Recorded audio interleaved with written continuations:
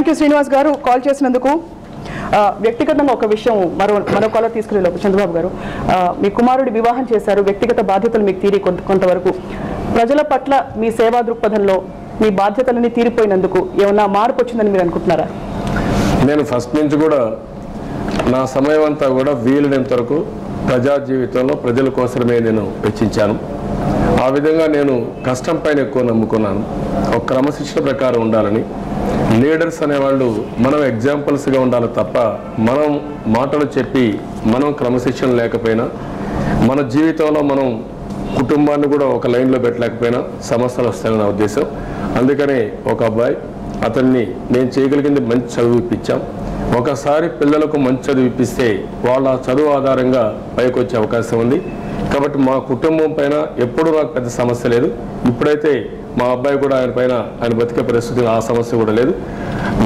నా సమయం ప్రతి ఒక్క నిమిషం ఈ రాష్ట్రంలో పేదవారిని ఏ విధంగా ఆదుకోవాలి, రైతుల్ని ఏ విధంగా ఆదుకోవాలి, ఈరోజు తెలుగు వారి యొక్క మళ్ళీ మన యొక్క మీరు పౌరుషం అనండి, తెలుగు వారి యొక్క ధైర్యానండి, తెలివితేటలనండి ప్రపంచం మొత్తం ఎట్టచాటు చెప్పాలనేది నా ధ్యేయం. దానికే పూర్తి సమయాన్ని కేటాయిస్తాను. అండ్ మస్తాన్ వలి కాల్ చేస్తున్నారు విజయవాడ నుండి. మస్తాన్ గారు వినిపిస్తోందా? వినిపిస్తుంది. చెప్పండి మస్తాన్ వలి గారు, చెప్పండి బ్రదర్. వినిపిస్తుంది, మాట్లాడండి. నమస్తే సార్. నమస్కారం అమ్మా.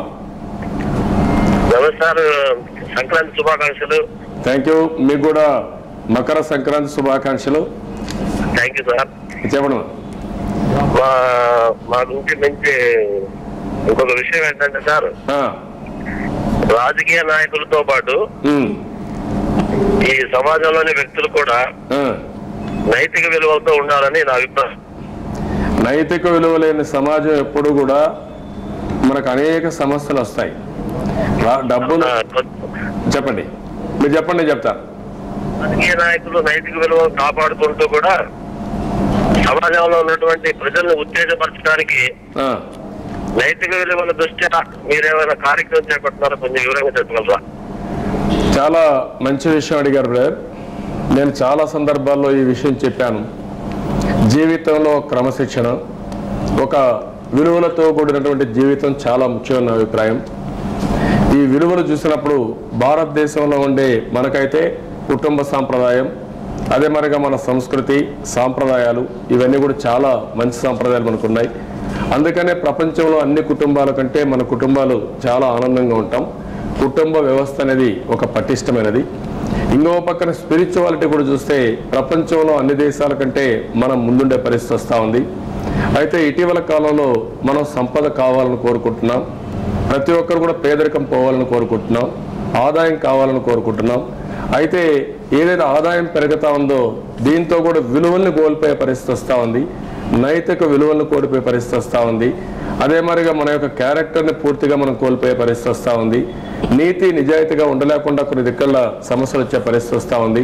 ఇవన్నీ కానీ జరిగితే మనం ఎంత డబ్బులు సంపాదించినా ఆ డబ్బులకు విలువ ఉండదనేది నా అభిప్రాయం.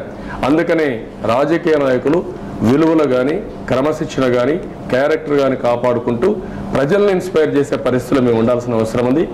మేము మిమ్మల్ని ఇన్స్పైర్ చేసినప్పుడు సమాజంలో కూడా ప్రతి ఒక్కరు ఆలోచించాలి. ఈజీగా డబ్బులు సంపాదించాలి, లేకపోతే అవినీతి అయినా పర్వాలేదు అనేది వదిలిపెట్టి ఒక పద్ధతి ప్రకారం చేస్తూ డబ్బులు సంపాదించాలనే ఆలోచనతో మనం ముందుకు పోవాల్సిన అవసరం ఉంది. అందుకని నేను చాలాసార్లు మాట్లాడినప్పుడు విలువలు అనేటివి చాలా ముఖ్యం. ఆ విలువలను కాపాడుకోవడం చాలా అవసరం.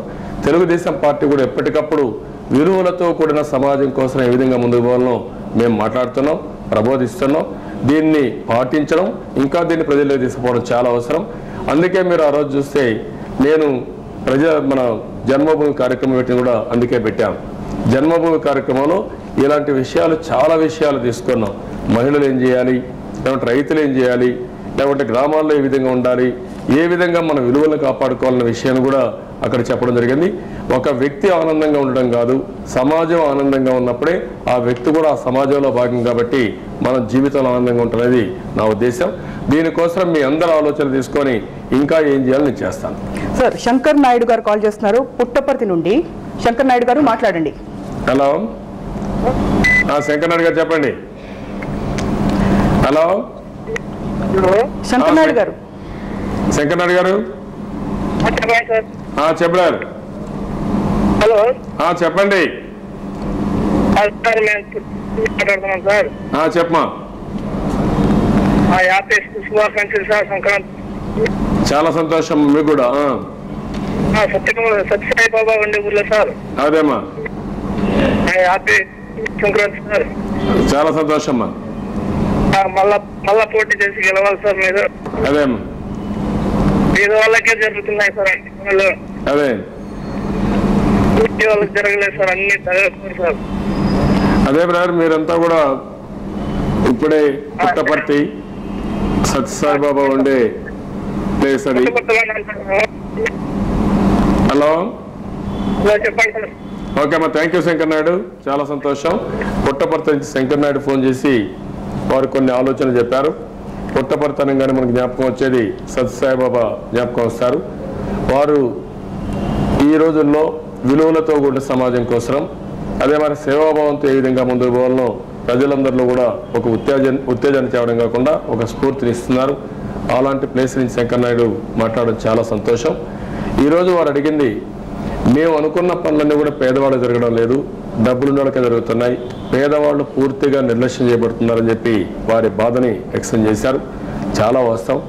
ఈరోజు మనం ఒకసారి ఆలోచిస్తే ప్రభుత్వానికి ఆదాయం పెంచే మార్గం తెలుగుదేశం పార్టీ ఆలోచించాం.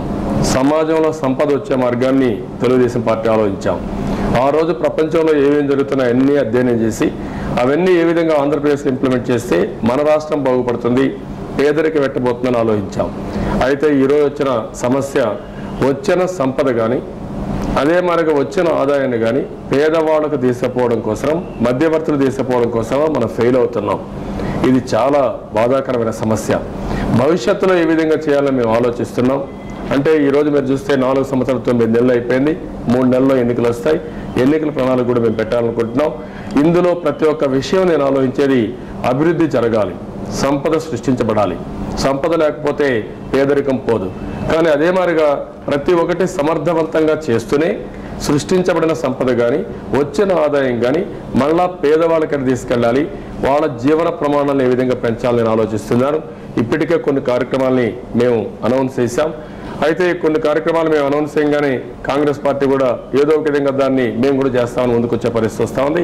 అయితే నేను ఆలోచించేది పూర్తిగా మార్పు రావాలని ఆలోచిస్తున్నాను. ఇంకా అధ్యయనం చేస్తున్నాను.